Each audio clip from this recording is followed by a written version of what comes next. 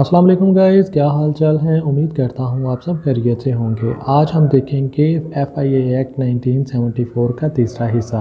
पहले हिस्से में हमने हिस्ट्री देखी थी और दूसरे हिस्से में हाफ एक्ट कवर किया था, और आज रिमेनिंग जो एक्ट है वो इस तीसरे हिस्से में कवर करेंगे।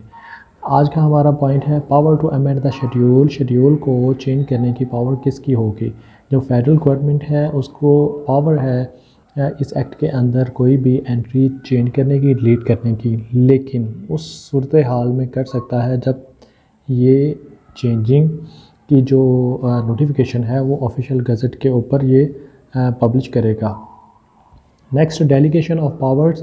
पावर जो है वो ट्रांसफॉर्मेशन हो भी सकती है या नहीं, और कैसे हो सकती है। द डायरेक्टर जनरल में by order in writing direct that all or any of his powers under his act or the rules shall subject to such conditions if any।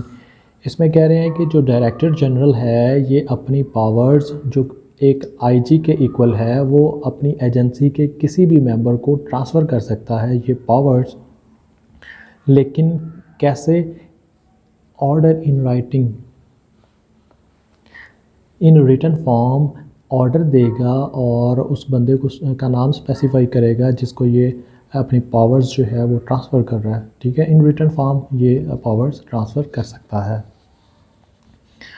Next है इंडेमनिटी। इसका मतलब है सिक्योरिटी प्रोटेक्शन। एक्ट के अंदर ये जो section है ये जो FIA स्टाफ है इसके लिए है, FIA एजेंसी के लिए है। इन्होंने अपनी प्रोटेक्शन के लिए, सिक्योरिटी के लिए ये शिक शामिल की ही है। इसका मतलब क्या है। No suit, prosecution or other legal proceeding shall lie against the federal government. Any member of the agency or any other person exercising any power or performing any functions.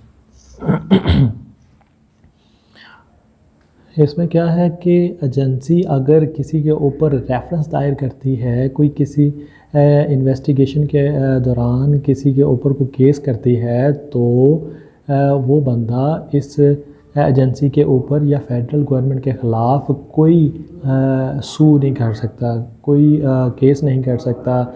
ठीक है, तो इंडेमनिटी का बेसिकली मतलब है protection, और अपने defence के लिए ये शिक उन्होंने शामिल किए थे। Power to make rules.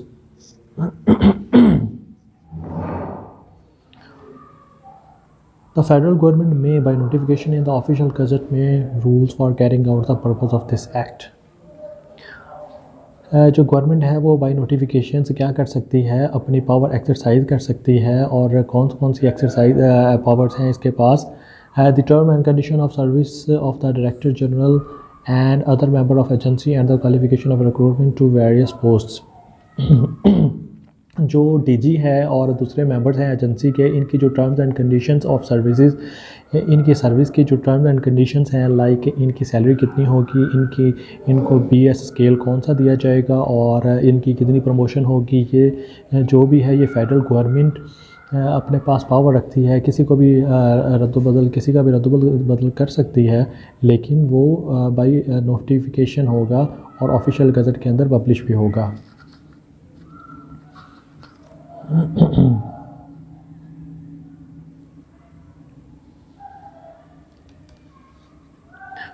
Next है the power and function of the member of agency in relation to the conduct of inquiry and investigations.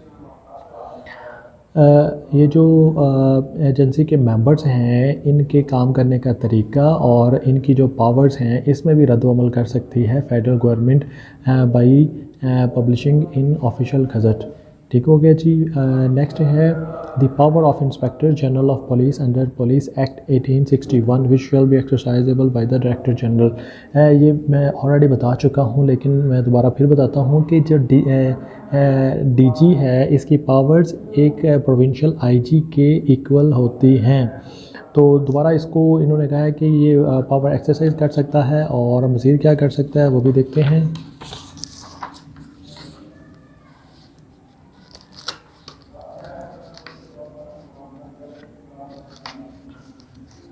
The manner in which rewards may be given to the members of the agency or of the public for rendering commendable services। और ये भी कहा गया कि जैसे provincial police को अच्छी कारकर्दगी पर उनको रिवार्ड्स मिलते हैं, प्रेजेंट्स मिलते हैं, इसी तरह एजेंसी अपने मेंबर्स को भी रिवार्ड्स दे सकती है। रिपील। नेक्स्ट टॉपिक है repeal. The Pakistan special police establishment 1948 and the special police and provincial police. सबसे पहले जो वर्ड है रिपील, इसके बारे में बताता हूँ मैं। जो वर्ड रिपील है इसका मतलब है मनसूखी, मनसूख करना। मैंने आपको फर्स्ट लेक्चर में ये बताया था कि वर्ल्ड वार 2 के बाद एक जो फर्स्ट पुलिस इस्टेब्लिश की गई थी उसका नाम था PSPE, Pakistan special police establishment, 1948 में लॉन्च की गई थी। तो इसमें ये बताया गया कि जब एजेंसी का एक्ट 1974 में पास होगा तो ये जो प्रीवियस पुलिस है ये फौरी तौर पर मनसूख हो जाएगी। ठीक हो गया। और इसमें और क्या कहा है, upon the repeal of the said ordinance, और उस रिपील के अंदर क्या क्या शामिल होगा। मैंने इम्पोर्टेंट जो लाइंस हैं वो इम्पोर्टेंट वर्ड्स उसको अंडरलाइन किया हुआ है, आप देखें। All persons who were member of special police immediately before such repeal including specified person shall stand transfer to the agency. जो ओल्ड पुलिस PSPE के एम्प्लॉइज़ थे, ऑफिसर्स थे, वो क्या हो जाएंगे इस मनसूखी के बाद, इस पुलिस की मनसूखी के बाद वो एजेंसी की पुलिस का हिस्सा बन जाएंगे। और क्या होगा, with the same terms and conditions, जितनी उनकी सैलरी थी, जो पोस्ट होगी उसके साथ इनको न्यू एजेंसी FIA के अंदर भर्ती कर लिया जाएगा। अब पहले शेड्यूल का पहले सेक्शन का दूसरा है सब सेक्शन, एनी इंक्वायरी और investigation pending with special police immediately before such repeal shall continue to be conducted by the agency.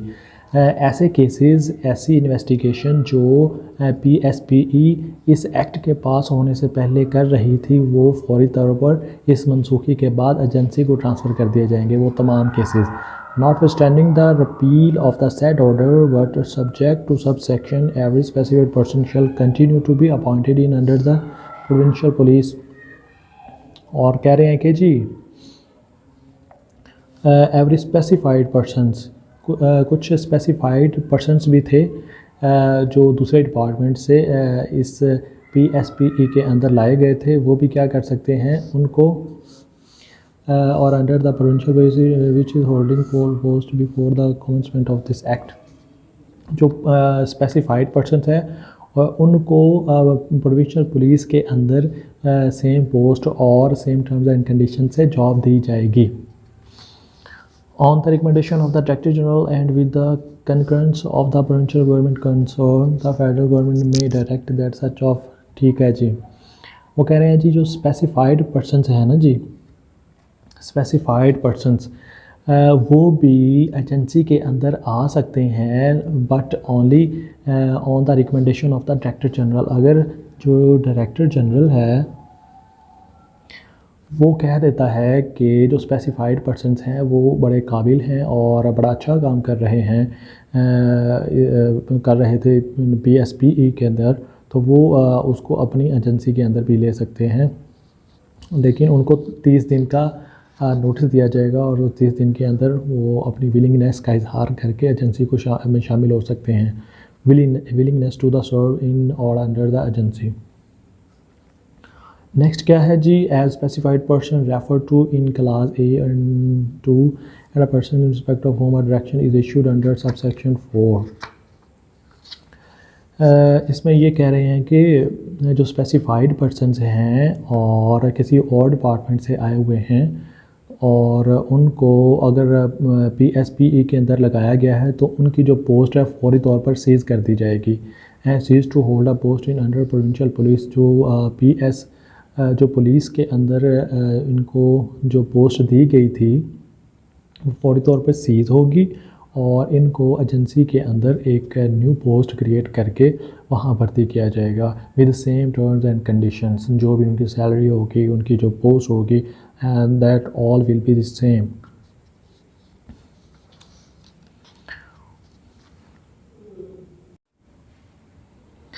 Next topic है शेड्यूल ऑफ एफआईए एक्ट 1974।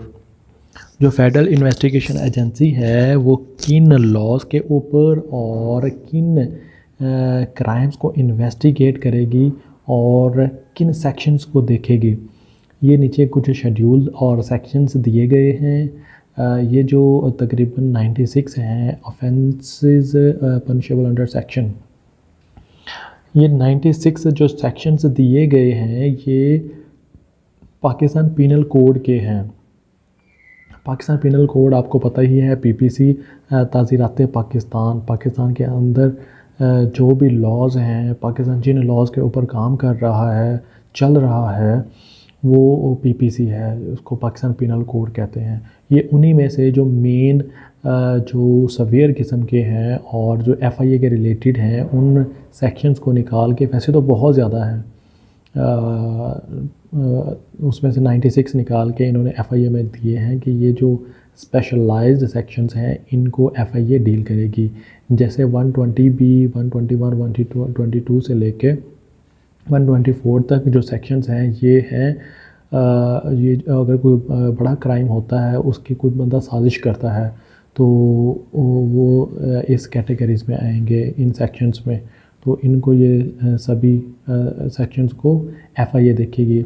उसके बाद 302, 324, 302 ये जो मर्डर के केसेस हैं, किसी हाई पर्सनैलिटी के, वीआईपी पर्सनैलिटी के अगर मर्डर हो जाता है तो फिर उसको भी एफआईए देखेगी।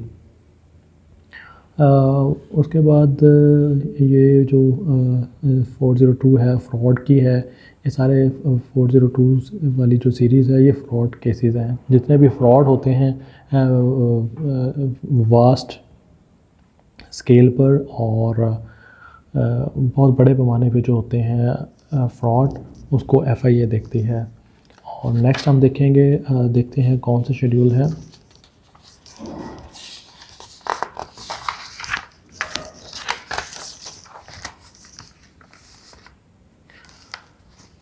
Offences punishable under explosive substance act 1908। जो एक्सप्लोसिव सब्सटेंस है, बारूद वाले जो क्राइम है, अगर कोई बारूद सेल कर रहा है या बारूद से रिलेटेड काम कर रहा है, उनको भी एफआईए देखेगी। ऑफिशियल सीक्रेट को भी देखेगी।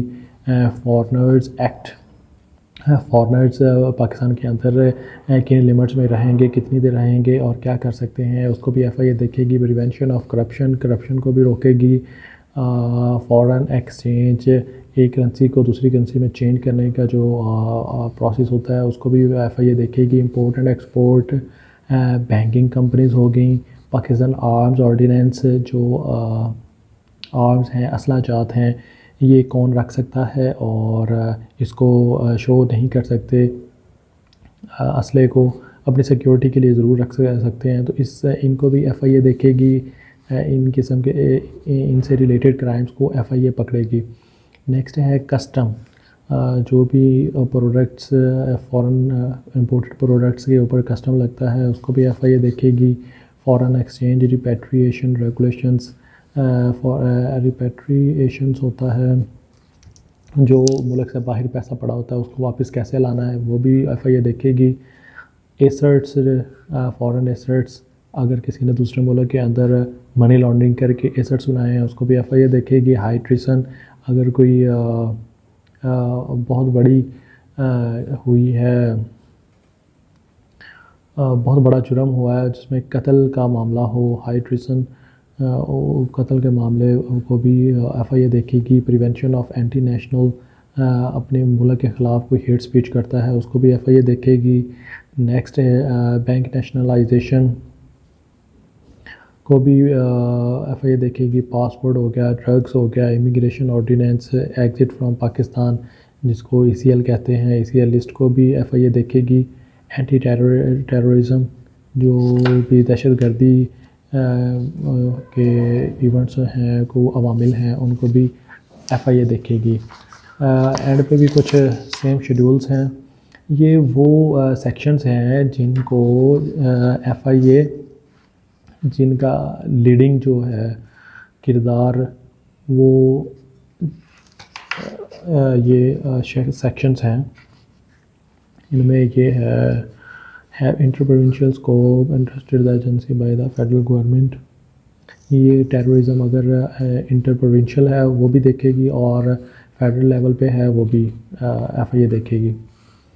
Prevention and control human trafficking, लोगों को किडनैप करके एक दूसरी जगह से दूसरी जगह ले जाके बेचना। पाकिस्तान टेलीकम्युनिकेशन के ऊपर कौन सा मवाद चलना चाहिए, कौन सा नहीं चलना चाहिए। डाटा नादरा का जो है, नादरा के में अगर कोई क्राइम हो रहा है वो उसको FIA इन्वेस्टिगेट करेगी। ये बस आपने थोड़ा इसका हाउ नो करना है, इसको रट्टा नहीं लगाना। आपको पता हो कि इस सेक्शन के अंदर क्या होता है और ये सेक्शन FIA के अंदर है कि नहीं, FIA इसको डील करता है कि नहीं। टेलीग्राफिक है, जो आपका जितना भी सोशल मीडिया है उसके ऊपर कौन सा मवाद चल रहा है, किसी कोई कहीं पे मॉब इकट्ठा हो रहा है या हेट स्पीच हो रही है, उसको भी FIA देखेगी। कॉपीराइट ऑर्डिनेंस, किसी के कॉपीराइट से चोरी करना, एंटी मनी लॉन्ड्रिंग, गलत तरीके से पैसे बाहर लेके जाना। इलेक्ट्रिसिटी एक्ट, एक ह्यूज बल्क फॉर्म में इलेक्ट्रिसिटी चोरी हो रही है तो उसको भी FIA देखेगी। ह्यूमन ऑर्गन ट्रांसप्लांट, अगर ह्यूमन ऑर्गन्स बेचे जा रहे हैं या इलीगली ह्यूमन से निकाले जा रहे हैं उसको भी FIA देखेगी। Punishable under prevention of electronic crime, social media के ऊपर किसी का डाटा चोरी करना और उसको ब्लैकमेल करना, उसको भी FIA देखेगी। अब FIA का एक अलग डिपार्टमेंट बना दिया गया है साइबर क्राइम, तो उसको वो साइबर क्राइम देखेगी। तो ये आज का लेक्चर मुकम्मल हुआ। उम्मीद है आप सबको समझ लगी होगी और अगर आपको ये लेक्चर अच्छा लगा हो ये तो इसको लाइक करिएगा और शेयर करिएगा। Thank you so much. अल्लाह हाफ़िज़।